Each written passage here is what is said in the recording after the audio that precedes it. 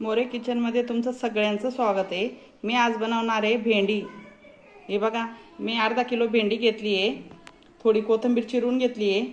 मी 7 ते 8 हिरव्या मिरच्या चिरून घेतलेल्या आहेत। लसूण चिरून घेतलेला आहे। खूप छान लागते ही भेंडी। हिरव्या मिरचीची भेंडी नक्की तुम्ही करून बघा। खूप साधी आणि सोपी पद्धत आहे। अगदी झटपट होते। जर माझ्या चॅनलवर नवीन असाल तर सबस्क्राईब करा। तुमच्यापर्यंत अशाच चांगल्या रेसिपी नक्की पोहोचतील। मग मी आता कढई ठेवून घेतली आहे गॅसवर। गॅस चालू करून घेतलेला आहे। आता त्यात टाकते मी तेल। कशाचीच काही गरज पडत नाही, लवकर होते आणि इतकी चवदार लागते ही रेसिपी। खूप छान लागते। जिरं मोहरी टाकून घेतलं मी। आता ही हिरवी मिरची टाकून घेते। त्यानंतर आपण लसूण टाकून घेऊ। तिखटही होत नाही। आधी कोणी कोणी तव्यावर भाजून घेतं भेंडी, मग करतं। पण ही पद्धतीने तुम्ही करून बघा, नक्की तुम्हाला पण आवडेल। हे बघा, चांगलं तळलं जातं येते सगळं। मुलांना पण शाळेत जाताना टिफिनला द्यायला काही हरकत नाही। खूप छान लागते ही। थोडी कोथिंबीर टाकून घेते। आता ही भेंडी आहे ना, ही सगळी आपण टाकून घेऊ।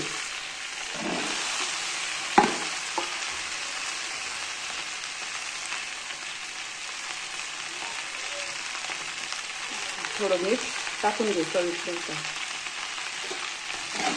चांगली परतून घेऊ। स्लो गॅस ठेवायचा फक्त। खूप छान होते।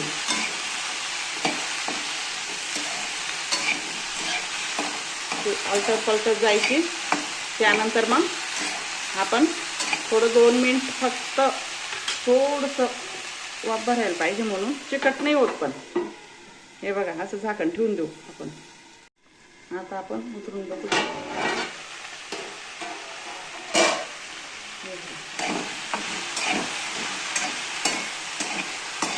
मस्त होऊन जाते ती। 5 मिनिटात होऊन जाते ती।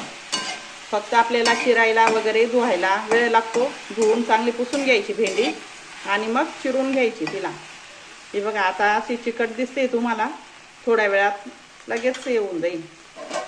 अजिबात चिकट राहणार नाही। आता बघा, हे बघा किती छान होते। आता झाकण न ठेवता अशी परतत राहायची भेंडी, खालीवर खालीवर। अजिबात चिकट नाही होत मग ते।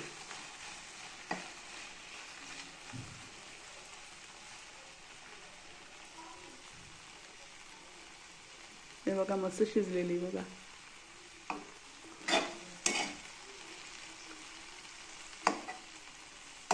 मस्त वाफेतच होऊन जाते ती। अशी परतत राहायची सारखी।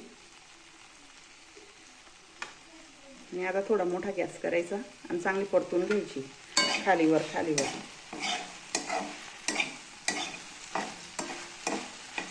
पोळी बरोबर, भाकर बरोबर खूप छान लागते ही। हे बघा किती छान झाली बघा, मोकळी मोकळी।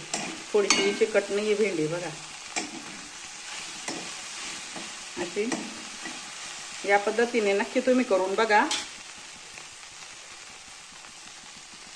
वरून थोडी कोथिंबीर टाकून देते आणि गॅस करते मी बंद। आता एका भांड्यामध्ये काढून घेईन भेंडी।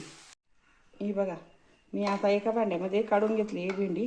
ही बघा, गरमागरम। अशाच जर रेसिपी बघायची असतील तर लाईक करा, शेअर करा, सबस्क्राईब करा।